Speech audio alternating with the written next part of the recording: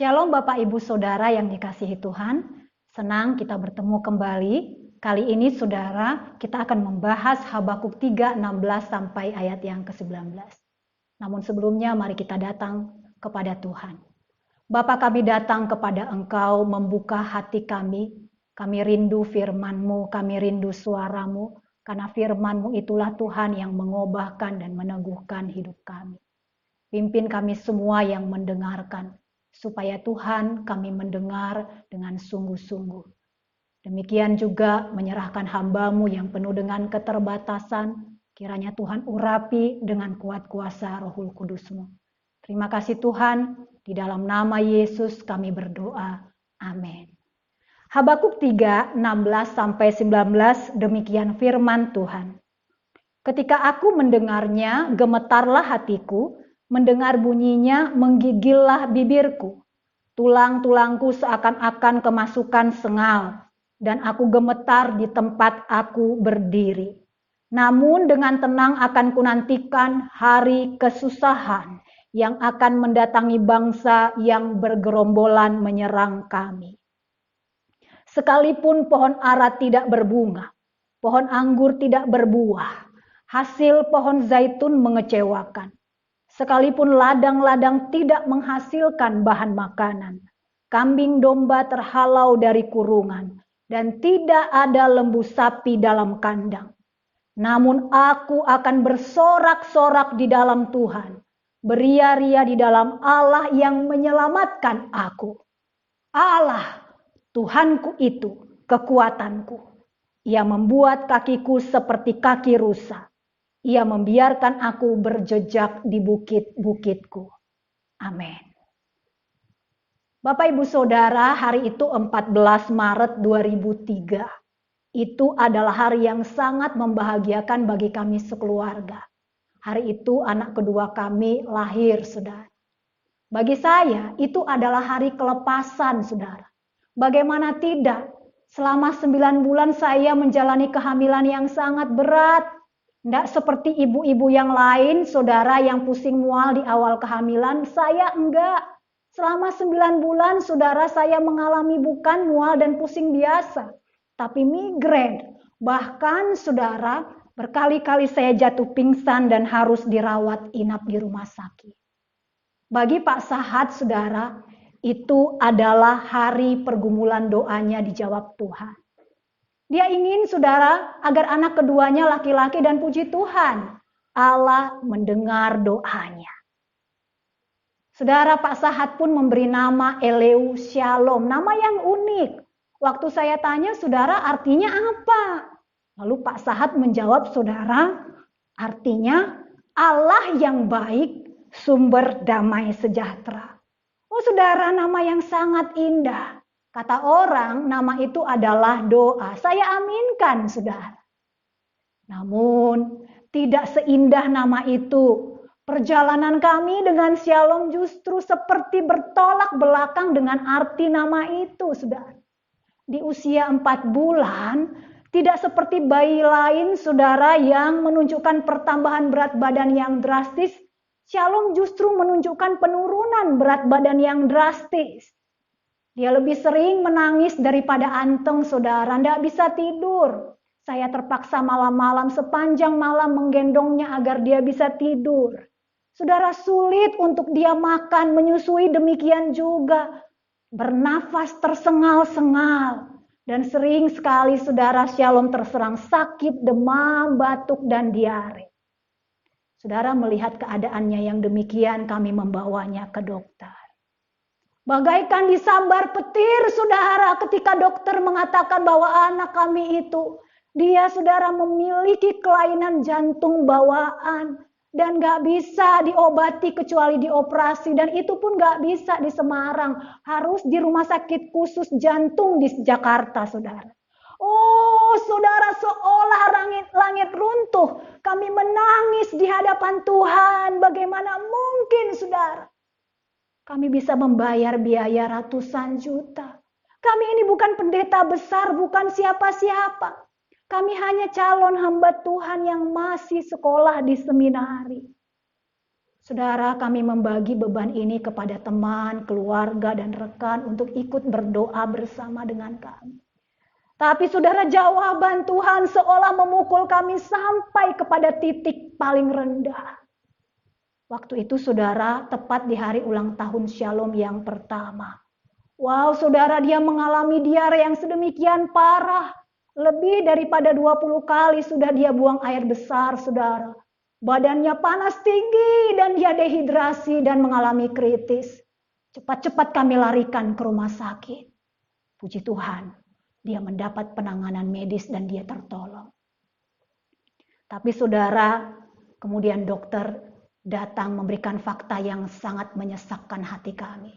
Dokter berkata, "Bu, anak ini cuma sembuh sementara loh. Karena dia punya persoalan jantung, kalau dia tidak dioperasi, dia akan mengalami hal yang lebih parah lagi. Dan kemungkinan besar dia nggak bisa ditolong."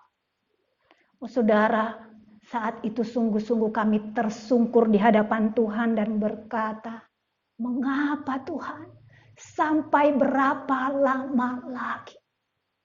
Tapi saudara, seolah Tuhan hening, tak bergeming. Saudara, seringkali jalan-jalan Tuhan sulit untuk dimengerti. Kita sudah berdoa tapi seolah-olah saudara jawaban doa lebih buruk daripada keadaan sebelum berdoa. Alih-alih menjadi obat yang menyembuhkan saudara, malah menjadi penyakit yang mematikan. Yang terjadi justru tragedi yang menimpa hidup kita yang sulit untuk dipahami. Sulit untuk dijelaskan, yang mau gak mau saudara mengguncangkan iman kita. Padahal saudara, seolah Tuhan menuntut kita agar tetap beriman kepada Dia. Firman-Nya berkata, orang benar akan hidup oleh percayanya. Itu artinya dalam semua keadaan, baik atau buruk, masuk akal atau tidak masuk akal, kita dituntut untuk tetap mempercayainya. Saudara, sampai di sini mungkin engkau dan saya bertanya, Tuhan, beriman kepadamu saat segala sesuatunya berjalan baik itu mudah. Tapi bagaimana mungkin beriman kepadamu ketika seolah engkau diam 1000 bahasa atas kesulitan-kesulitan hidup kami? Bagaimana mungkin kami bisa percaya kepadamu yang seolah menghantam kami bertubi-tubi dengan persoalan hingga remuk reda? Oh, mungkin kita berkata, Tuhan, macam apa engkau ini yang menuntut sesuatu yang gak bisa kami lakukan? Sungguh keterlaluan. Tapi benarkah saudara Tuhan keterlaluan? Benarkah saudara tuntutannya tidak masuk akal? Atau kita, engkau dan saya yang belum memahami maksud firman Tuhan, orang benar hidup oleh percayanya. Bagian firman Tuhan ini akan menjawabnya. Saudara, apa artinya orang benar hidup oleh percayanya? Saudara, orang benar hidup oleh percayanya tidak berarti menghilangkan emosi kemanusiaan saat badai datang. Habakuk yang menulis kitab ini adalah nabi Tuhan, saudara, yang bertugas di tengah-tengah umatnya yang krisis iman. Bagaimana tidak? Dia melihat bagaimana waktu itu saudara orang benar menderita sementara orang fasik kelihatannya makmur. Di sepanjang kitab Habakuk saudara, penuh dengan ungkapan-ungkapan perasaan Habakuk kepada Tuhan. Dalam pasal 1, Habakuk mengeluh kepada Tuhan yang seolah diam saja melihat kerusakan dan kejahatan umatnya yang semakin merajalela. Habakuk berkata, "Berapa lama lagi Tuhan aku berteriak tapi tidak engkau dengar. Aku berseru kepadamu penindasan tapi tidak engkau tolong." Saudara, pada bagian kedua pasal 1, Habakuk protes kepada Tuhan karena jawaban Tuhan justru membuat Habakuk syok. Tuhan menjawab keluh kesah Habakuk dengan mengatakan bahwa Dia akan memakai orang Kasdim yang lebih kejam untuk menghukum umatnya. Saudara, ini membuat Habakuk syok. Kalau saya umpamakan ini saudara, Seperti kita sedang berdoa untuk anak kita yang bandel, gak dengar nasihat kita, suka berantem, malas ke gereja, lalu kita berdoa agar dia bertobat. Tapi Tuhan, saudara, menjawab dengan mendatangkan preman kampung sebelah, segerombolan penjahat brutal untuk menghukum anak kita. Bagaimana reaksi saudara? Pasti marah, saudara. Itulah yang juga dilakukan oleh Habakuk. Dia marah kepada Tuhan dan seolah berkata, Tuhan, macam apa engkau ini? Bagaimana mungkin Tuhan yang suci melakukan perbuatan seperti ini? Keterlaluan. Saudara, Tuhan menjawab marah dari Habakuk. Dan Tuhan mengatakan kepada Habakuk, saudara, engkau tidak mengerti rancanganku. Rancanganmu bukan rancanganku. Aku punya cara sendiri untuk menghukum umat Israel, tapi aku punya sendiri cara untuk menghukum Kasdi. Saudara, ketika Habakuk mendengar itu, inilah reaksinya. Ketika aku mendengarnya, gemetarlah hatiku. Mendengar bunyinya menggigillah bibirku. Tulang-tulangku seakan-akan kemasukan sengal dan aku gemetar di tempat aku berdiri. Perkataan gemetarlah hatiku, ini adalah kata yang menggambarkan gempa bumi yang hebat. Saudara, Habakuk di situ terguncang, hancur berantakan, bibirnya keluh, tak mampu berkata-kata, bahkan saudara, kakinya tidak bisa bergerak. Saudara, ketika peristiwa buruk datang menghantam Habakuk, dia nggak mengangkat bahu, saudara, menganggap enteng seolah-olah nggak ada persoalan dan berkata, nggak apa-apa, aku kuat, aku pasti bisa, puji Tuhan. Enggak, saudara. Sebaliknya Habakuk jujur mencurahkan perasaannya kepada Tuhan. Habakuk nggak malu, saudara, menunjukkan bahwa dia bingung, sedih, kecewa, dan takut menghadapi masalah berat itu. Mengungkapkan perasaan emosi di saat beban berat adalah manusiawi. Seorang ahli kesehatan jiwa mengatakan, saudara, perasaan adalah energi untuk menolong proses alami keseimbangan tubuh manusia. Sebab itu, saudara, kita tidak boleh menahan emosi. Kalau kita menahan emosi, justru terjadi ketidakseimbangan. Dan terjadilah dampak negatif, kita bisa mencaci maki orang, melakukan kekerasan terhadap diri dan orang lain. Menangis, marah, takut, saudara, adalah ekspresi yang sangat penting untuk memproses kehilangan, ketidakpastian, dan tekanan. Sebab itu, saudara, kalau kita perlu menangis, menangislah. Itu adalah penyembuhan alami luka hati kita. Mengungkapkan perasaan ketika dalam tekanan, saudara, ini menunjukkan kenyataan bahwa semua realita itu di luar kemampuan kita untuk menanggungnya. Menangis, marah, takut di tengah penderitaan, menunjukkan pengakuan begitu lemahnya engkau dan saya. Menunjukkan pengakuan bahwa kita membutuhkan pribadi yang kuat, saudara, yang mampu menanggungnya bersama dengan kita. Tapi seorang yang sok kuat pada saat mengalami pergumulan justru adalah seorang yang tidak normal. Saudara, hampir 2 tahun pria ini menjadi pendeta besar di sebuah gereja di California, Amerika. Ia bukan pendeta kemarin sore, saudara. Sebelum dia pindah, dia juga adalah gembala di beberapa gereja di Tennessee, saudara. Dia muda, ganteng, cerdas, yang membuat dia menjadi pendeta yang diidolakan oleh anak-anak muda. Dialah pendeta Jared Wilson. Jared Wilson, saudara, aktif menuliskan pikiran-pikirannya baik dalam buku maupun di media sosial.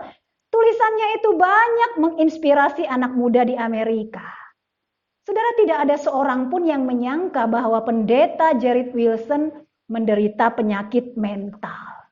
Bagaimana tidak, saudara, dia friendly, ceria, bahkan dia membangun organisasi yang menolong orang yang berjuang melawan depresi, frustasi, luka hati, kecanduan, dan bunuh diri. Dan banyak sudah disembuhkan dan diberkati melalui pelayanan dia. Saudara, semua derita hatinya ia pendam sendiri. Jarang sekali ia melampiaskan perasaannya, saudara.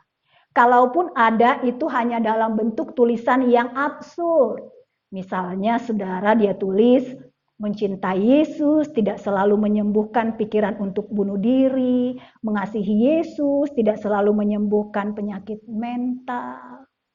Hampir, saudara, tidak pernah ia menunjukkan kegundahan hatinya. Mungkin, saudara, karena jabatannya sebagai pendeta, membuatnya takut kelihatan lemah dan tidak rohani. Dia berusaha menutupinya dengan tetap ceria dan antusias di dalam pelayanan. Padahal, saudara, itu adalah tameng untuk menutupi luka hatinya yang ia simpan selama bertahun-tahun. Saudara, siang itu, 9 September 2019, semuanya normal, tidak ada sinyal apa-apa. Bahkan pendeta Jared Wilson masih memimpin upacara pemakaman seorang wanita. Dan dia, saudara, menulis di tweetnya, dalam bahasa Indonesianya, memimpin pemakaman seorang wanita yang mengasihi Yesus yang mati bunuh diri. Dukungan doa kalian sangat berarti buat keluarga. Saudara, tapi hanya beberapa jam setelah ia memimpin pemakaman itu, saudara, pada malam harinya, pendeta Jared Wilson ditemukan mati bunuh diri di rumahnya. Saudara, pendeta Jared Wilson menyimpan derita dalam diam yang mengantarkannya kepada keputusasaan. Saudara, sebenarnya tidak ada seorang pun yang kuat menghadapi penderitaan. Baik dokter, polisi, ibu rumah tangga, anak-anak, pemuda, termasuk pendeta, saudara, semuanya tidak ada yang kuat menghadapi penderitaan. Di sepanjang Alkitab jujur disajikan, saudara, tokoh-tokoh Alkitab yang gentar ketika berhadapan dengan penderitaan. Ada nabi, raja, rasul, bahkan, saudara, Tuhan Yesus menjerit dan gentar ketika menghadapi derita fisik dan mental, yaitu salib yang sebentar lagi akan dia tanggung. Lukas 44 ayat 22 mengatakan, ia sangat ketakutan dan makin bersungguh-sungguh berdoa, peluhnya menjadi seperti titik-titik darah yang bertetesan ke tanah. Saudaraku, Allah Bapa tidak marah dan tidak meremehkan perasaan kita. Karena Tuhan tahu kita ini terbatas dan kita ini lemah dan membutuhkan pribadi yang kuat untuk menjalani penderitaan itu. Saudaraku, kalau saat ini kau dan saya sedang mengalami pencobaan yang sulit, ungkapkan perasaanmu dengan jujur di hadapan Tuhan. Namun, saudara, jangan berhenti sampai di situ saja. Orang benar akan hidup oleh percayanya. Bukan saja memandang kesusahan hatinya, tetapi dia berbalik, saudara, memandang kepada Tuhan. Tuhan sebagai sumber kekuatan untuk mendaki sekalipun ada di lembah curam. Saudara, kedalaman rasa sakit hati Habakuk memang tak terlukiskan. Dia berduka, saudara, tapi bukan sebagai orang yang tidak memiliki harapan. Daripada ia membiarkan hatinya terus diguncang oleh ketakutan di tengah kesulitan yang semakin meningkat dalam kehidupannya, Habakuk, saudara, memilih untuk menetapkan hatinya kepada Tuhan. Saudara, Habakuk memulai dengan tanda tanya, tetapi dia mengakhirinya dengan tanda seru. Ketakutan berubah menjadi iman. Namun dengan tenang akan kunantikan hari kesusahan. Sekalipun pohon ara tidak berbunga, pohon anggur tidak berbuah, hasil pohon zaitun mengecewakan, sekalipun ladang-ladang tidak menghasilkan bahan makanan, kambing domba terhalau dari kurungan, dan tidak ada lembu sapi dalam kandang. Namun aku akan bersorak-sorak di dalam Tuhan. Beria-ria di dalam Allah yang menyelamatkan aku. Saudara, Israel adalah masyarakat agraris yang menggantungkan hidup mereka pada pertanian. Saudara, itulah yang disebutkan dalam ayat ini. Ada 3 kelompok pertanian di sini, saudara. Kelompok yang pertama adalah kelompok tanaman keras. Ini adalah pohon ara, pohon anggur, dan pohon zaitun. Saudara, kalau pada masa kita ini seperti saudara mungkin pohon mangga, kelengkeng, atau pete. Jadi ini adalah tambahan pendapatan. Dikatakan ini tidak menghasilkan. Kelompok yang kedua adalah tanaman pangan, saudara. Ladang-ladang, makanan pokok. Kalau kita ini seperti saudara padi, jagung, sayuran. Ini adalah kebutuhan harian kita. Ini juga gagal panen, saudara. Kelompok yang ketiga, peternakan. Kambing, domba, lembu, dan sapi. Semua ternak. Ini, saudara, seperti investasi dan tabungan kita. Mungkin saudara dicuri atau sakit, mati, tapi yang jelas habis. Saudara, lihatlah begitu hebatnya derita Habakuk. Bukan saja dia melihat saudara bahwa bangsanya akan diserang oleh bangsa Kasdim yang jahat, tapi sumber makanan, sumber keuangan, bahkan seluruh sumber kelangsungan hidup hancur berantakan. Ini berarti kelaparan dan kematian segera menjelang. Saudara, kalau Habakuk hidup di masa sekarang, dia akan berkata demikian. Sekalipun tabungan di bank ludes, investasi gagal, usaha bangkrut, bahkan di PHK, atau lebih ekstrim lagi, sekalipun anak, istri, keluarga, bahkan kesehatan, semua pemberian Tuhan diambil dariku, aku akan tetap bersuka cita di dalam Tuhan yang menyelamatkan aku. Saudara, kok bisa? Kesadaran tentang betapa besar dan ajaib perbuatan Tuhan di masa lalu. Ratusan bahkan ribuan kali bagi umatnya, tapi juga bagi Habakuk. Membuat dia memutuskan untuk berbalik kepada Tuhan. Satu-satunya pribadi yang bisa diandalkan. Untuk mendaki keluar dari lembah curam. Dengan yakin dia berkata, saudara, Allah Tuhanku itu kekuatanku. Ia membuat kakiku seperti kaki rusa. Ia membiarkan aku berjejak di bukit-bukitku. Saudara, rusa yang dimaksud di sini sejenis rusa gunung, rusa betina. Rusa ini dapat memanjat, saudara, puncak tertinggi Gunung Batu. Bukan dengan berjalan normal, tapi dia bisa berlari dan melompat sampai ke puncak. Mengapa, saudara? Karena rusa ini, saudara, memiliki kuku yang kuat, tapi juga berbentuk belah. Dengan kukunya yang berbentuk belah itu, saudara, dia bisa mencengkeram tebing batu-batu, saudara, sehingga dia bisa menaiki dari satu batu ke batu yang lain tanpa takut tergelincir dan terjatuh. Tuhan merancang kaki rusa sedemikian. Jadi intinya bukan pada kekuatan rusa, tetapi pada bentuk kukunya yang berbelah itu, saudara. Saudara, sekarang Habakuk tahu, bukan saja Tuhan sudah menolong mereka di masa yang lampau, tapi Tuhan merancangnya untuk mampu melewati tebing jurang persoalan hidup yang ada di depannya. Bukan dengan kekuatannya, saudara, tapi dengan kekuatan Tuhan. Habakuk diberi kekuatan untuk melaluinya.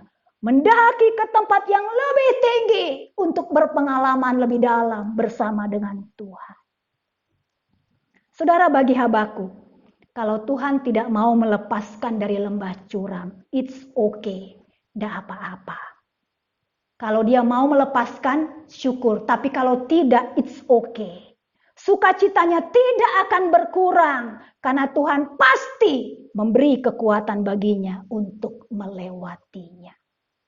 Saudara, itulah yang terjadi pula dengan Sadrak, Mesak, dan Abednego. Saat mereka diancam, saudara, untuk menyembah patung yang dibuat oleh Nebukadnezar, dan kalau tidak mereka akan dilempar ke perapian yang menyala-nyala. Inilah jawaban anak-anak Tuhan itu. Jika Allah kami yang kami puja sanggup melepaskan kami, maka Ia akan melepaskan kami dari perapian yang menyala-nyala itu dari tangan-Mu ya Raja. Tapi seandainya tidak, hendaklah Tuanku mengetahui ya Raja, kami tidak akan memuja dewa Tuanku dan tidak akan menyembah patung emas yang Tuanku dirikan itu. Saudaraku, adalah hal yang baik kita mengasihi Tuhan karena doa-doa kita yang dikabulkan. Tetapi mengasihinya walaupun doa kita tak dikabulkan adalah bukti iman yang murni. Itulah yang menyenangkan Tuhan. Saudara tidak peduli keadaan kita. Mungkin berada pada titik terendah. Menuntut jawaban dari Tuhan.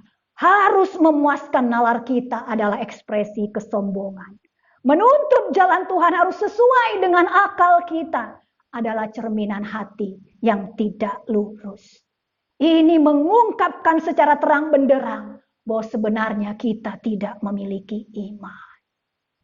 Saudaraku, mungkin ada saat di mana cara Tuhan tidak masuk akal bagimu dan bagiku. Mungkin kita tidak mengerti mengapa Tuhan mengizinkan kita mengalami pencobaan sedemikian berat. Tapi justru saat seperti itulah kualitas iman kita bisa terungkap. Saudara melihat Shalom kecil semakin tak berdaya. Kami bertiga, saya, Pak Sahat, dan Fani sujud di hadapan Tuhan. Dan saya ingat waktu itu kami berdoa. Tuhan, kalau Engkau mau mempermuliakan nama-Mu dengan mengambil anak kami Shalom, kami ikhlas. Kami berpelukan dan air mata kami bercucuran, saudara. Beberapa hari kemudian ada seorang ibu yang datang, gak kami kenal, saudara. Dan ibu itu berkata, ada seorang yang membagikan foto Shalom di komsel kami untuk didoakan. Waktu saya lihat fotonya kok seperti gak sakit ya. Saya penasaran, Pak. Lalu saudara ketika dia melihat Shalom secara langsung, dia bilang begini, aduh kok gak seperti di foto ya. Kasihan banget. Sebelum pulang, saudara ibu ini menyodorkan amplop kepada kami dan berkata, bawalah Shalom ke Jakarta. Oh, saudara kami bersuka cita. Tapi ketika kami membuka amplop itu isinya 3 juta. Saudara kami bertanya kepada Tuhan, Tuhan kami butuh ratusan juta, bukan 3 juta. Sungguh saudara kami adalah hamba Tuhan yang gak tahu diri. Namun demikian kami tetap membawa Shalom ke Jakarta dengan uang 3 juta. Saudara, segala urusan tetek bengek administrasi membuat uang itu segera ludes padahal Shalom belum diapa-apai. Tapi luar biasanya saudara ibu itu kembali mengirimkan uang tahap demi tahap. Tuhan luar biasa. Saudara, tapi masalah nggak berhenti di situ. Shalom saudara nggak bisa mendapatkan tindakan medis karena dia saudara demam, tidak main-main. Saudara kami tunggu sebulan dan demamnya juga tidak kunjung reda. Saudara kami sudah menyerah, uang sudah banyak, kami nggak enak sama orang yang mensponsorinya saudara. Bagi kami saat itu saudara, Tuhan sangat-sangat tidak bisa kami pahami. Kami sudah sampai di Jakarta, tapi Tuhan tetap tidak mau menyembuhkan Shalom. Saudara kami memutuskan untuk segera pulang ke Semarang. Sebelum kami pulang, kami menelpon ibu yang menolong itu. Tapi begitu dia mendengar kami ingin pulang dengan sedikit marah, dia berkata, saudara jangan pulang ke Semarang. Saya enggak pernah merasa rugi menolong Shalom. Kalau Tuhan sudah mengantarkan Shalom ke titik ini, maka Tuhan pasti menolong Bapak Ibu harus bertahan.